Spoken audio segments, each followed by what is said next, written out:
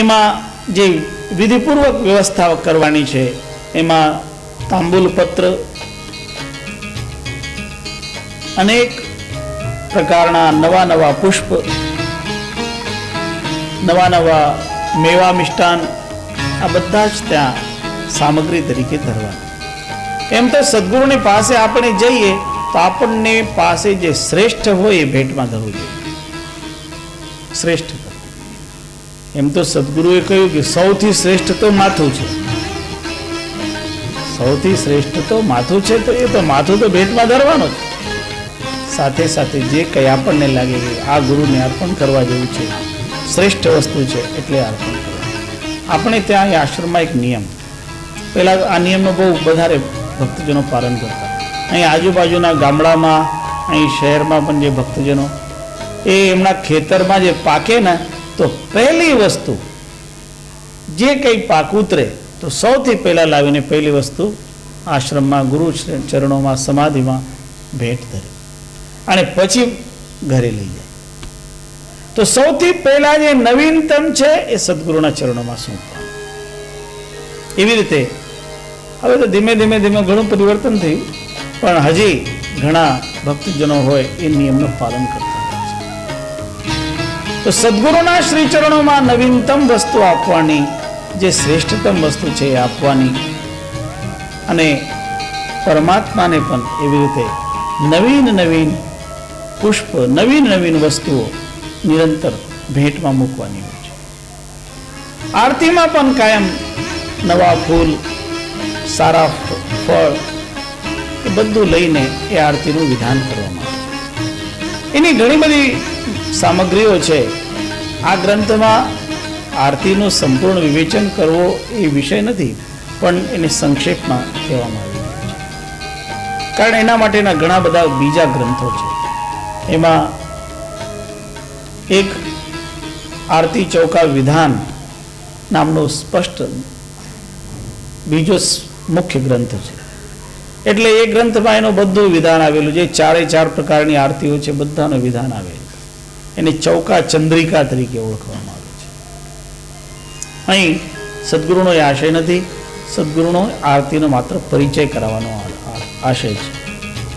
એટલે સદગુરુ અહીં સમજાવે કે સામગ્રીઓ બહવ સંતિ યલ્પશ કથિતા મયા અન્ય ગ્રંથાન સમાલોચ્ય કાર્યો હિ ચારતે વિધિ.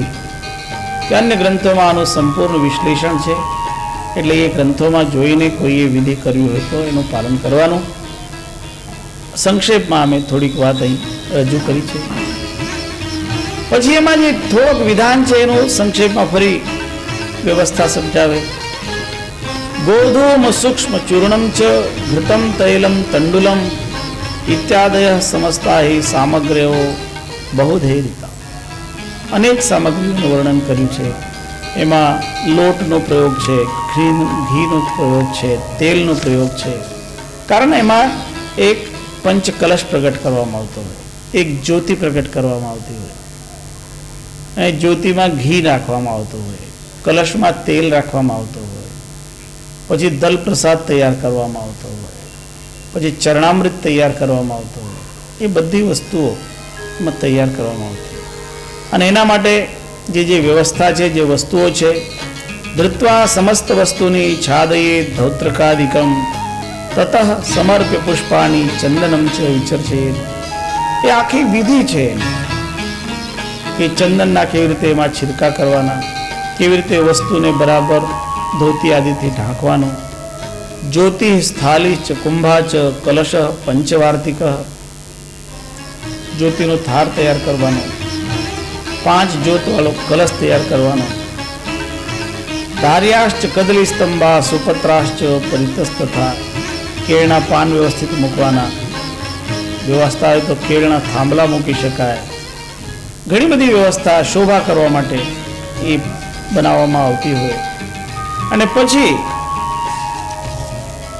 જે વિધાન છે એ વિધાનમાં બધા જ ગુરુજનોને આહુત કરવાનું, આમંત્રિત કરવાનું. એ બધા ગુરુજનો આમંત્રિત થાય. જે ચોક પૂરવામાં આવે એમાં 4 ગુરુનું 4 સ્થાન હોય. મધ્યમાં સત્યપુરુષ પરમાત્માનું સિંહાસન હોય, એની બધી વ્યવસ્થા છે. એનું બધું વર્ણન અન્યત્ર કરવામાં આવે છે. જ્યારે એની આરતીની વ્યાખ્યા આપણે કરીશું ત્યારે આરતીના સમયે આપણે એને સમજાવીશું. પૂર્ણમ સર્વ વિધિમ કૃત્વા પશ્ચાત જ્યોતિ પ્રકાશયે. સંપૂર્ણ વિધિ વ્યવસ્થા થઈ ગઈ એટલે જે મહંત સાહેબ છે એ ગાદી ઉપર વિરાજતા પહેલા જ્યોતિને પ્રકાશિત કરે. અને જ્યારે જ્યોતિને પ્રકાશિત કરે ત્યારે બધા સંતજનો જે હોય એ મંગલ ભજન મંગલ ગીત ગાય.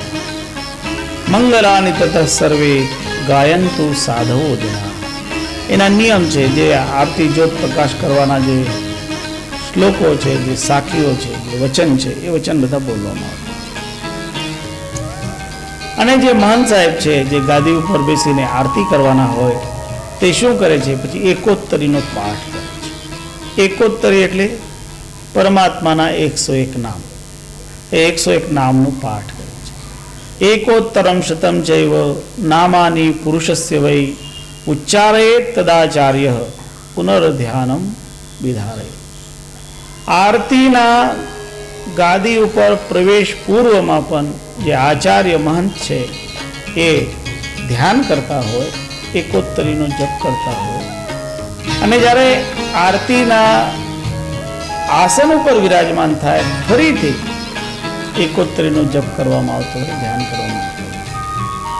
સાર શબ્દે ભવેન મગ્ન ચિત્ત સંકલ્પ વર્જિત ધ્યાનાંતે પુરુષસ્યૈવ સ્તુતિમ વિસ્તારયેત તદા.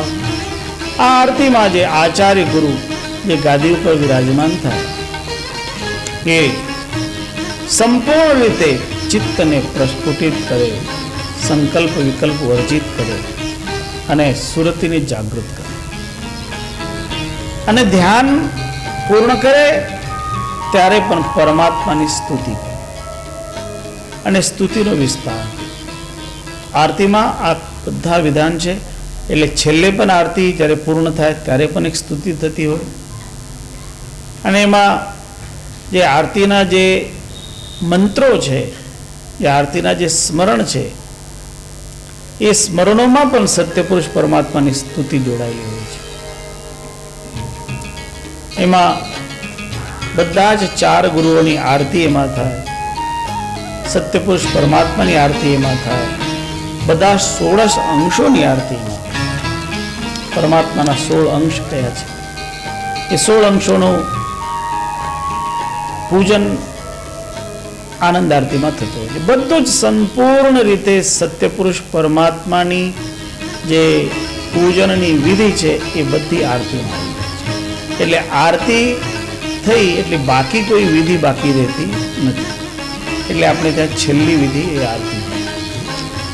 એવી રીતે સદગુરુએ આપણને આ આનંદ આરતીનો વિધાન સમજાવ્યું.